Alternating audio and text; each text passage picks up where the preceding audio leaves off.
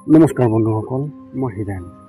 আজি এই ভিডিঅ'ৰ উদ্দেশ্য হৈছে ৰাশি অনুসৰি মালা ধাৰণ কৰাৰ ক্ষেত্ৰত সম্পূৰ্ণ তথ্য আপোনালোকক এই ভিডিঅ'টোৰ জৰিয়তে আগবঢ়া হৈছে। প্ৰথমে মোৰ চেনেলটো আপোনালোকে ছাবস্ক্ৰাইব কৰি ল'ব, যাতে মোৰ পিছৰ ভিডিঅ'বিলাক আপোনালোকে সহজে লাভ কৰিব পাৰে। লগতে মোৰ ভিডিঅ' যদি ভাল লাগে তেন্তে লাইক আৰু শ্বেয়াৰ কৰিব, কমেণ্ট কৰি আপোনালোকৰ মনোভাৱ প্ৰকাশ কৰিব। এতিয়া আহোঁ মূল বিষয়লৈ।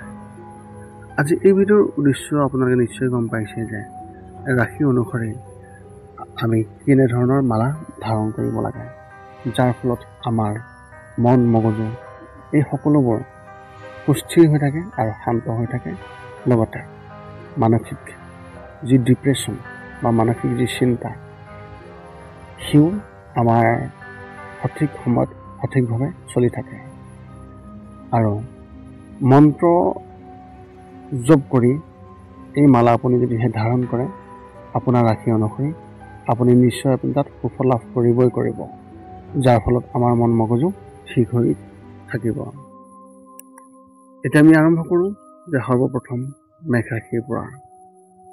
মেঘ ৰাশিৰ ব্যক্তিসকলে পঞ্চমৃতেৰে ধুই, অৰ্থাৎ পঞ্চমৃতৰ দ্বাৰা শুদ্ধি কৰি আমি যদিহে প্ৰবালৰ মালা ধাৰণ কৰোঁ, তাৰ পৰা আমি অতি শুভ ফল লাভ কৰিব পাৰোঁ। এই মালা মংগলবাৰে ধাৰণ কৰক। ইয়াৰ ফলত প্ৰেম আৰু সমৃদ্ধি বৃদ্ধি পাব আৰু আপোনাৰ খং শান্ত হ'ব। দ্বিতীয়তে বৃষ ৰাশি।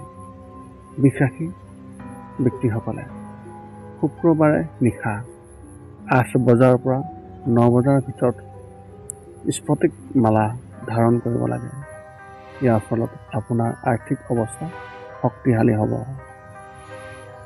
তৃতীয়তে মিথুন ৰাশি। মিথুন ৰাশিৰ ব্যক্তিসকলে বুধবাৰে সন্ধিয়া 4 বজাৰ পৰা 6 বজাৰ ভিতৰত ত্ৰিমূলীয়া মালা ধাৰণ কৰিব লাগে। ইয়াৰ ফলত আৰ্থিক সংকট দূৰ হ'ব আৰু ঘৰখনত সুখ আৰু শান্তি থাকিব। ইয়াৰ পিছৰটো হৈছে কৰ্কট ৰাশি।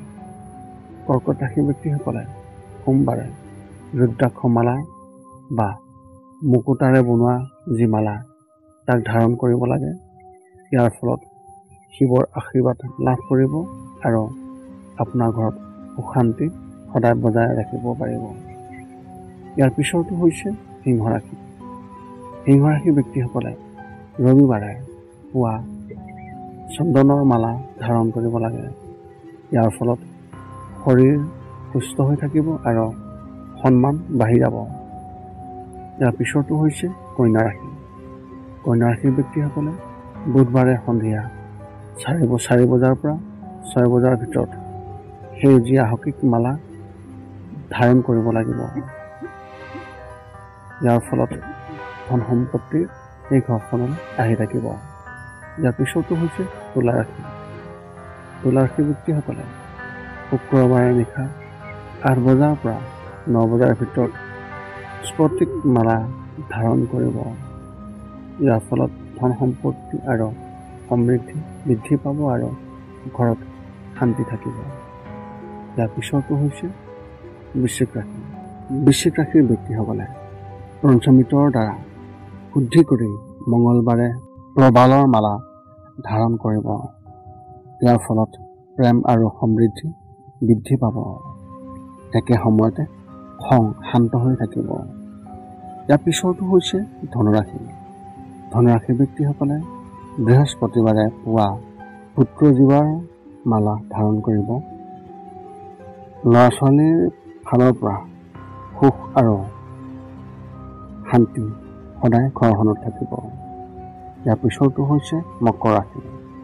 মকৰ ৰাশিৰ ব্যক্তিসকলে শনিবাৰে নিশা 8 বজাৰ পৰা 9 বজাৰ ভিতৰত এমেথিছ মালা ধাৰণ কৰিব। ইয়াৰ দ্বাৰা ঘৰখনত সুখময় হৈ থাকিব। লগতে তেওঁলোকে প্ৰেমত সফলতা আনিব পাৰিব আৰু সকলো কামত সফলতা লাভ কৰিব। ইয়াৰ পিছৰটো হৈছে কুম্ভ ৰাশি। শনিবাৰে নিশা 8 বজাৰ পৰা 9 বজাৰ ভিতৰত তুলসীৰ মালা ধাৰণ কৰিব। ইয়াৰ দ্বাৰা জীৱনৰ সকলো দুখ কষ্ট দূৰ হ'ব। সদশেষত মীন ৰাশিৰ ব্যক্তিসকলে বৃহস্পতিবাৰে পুৱা হালধিৰ মালা ধাৰণ কৰিব।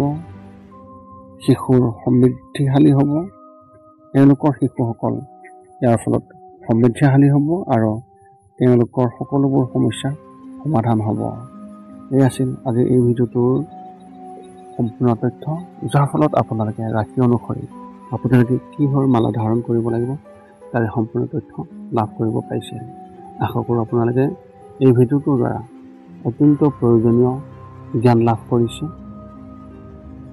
পুনৰ লগ পাম আন এটা ভিডিঅ'ত। আজিলৈ ধন্যবাদ।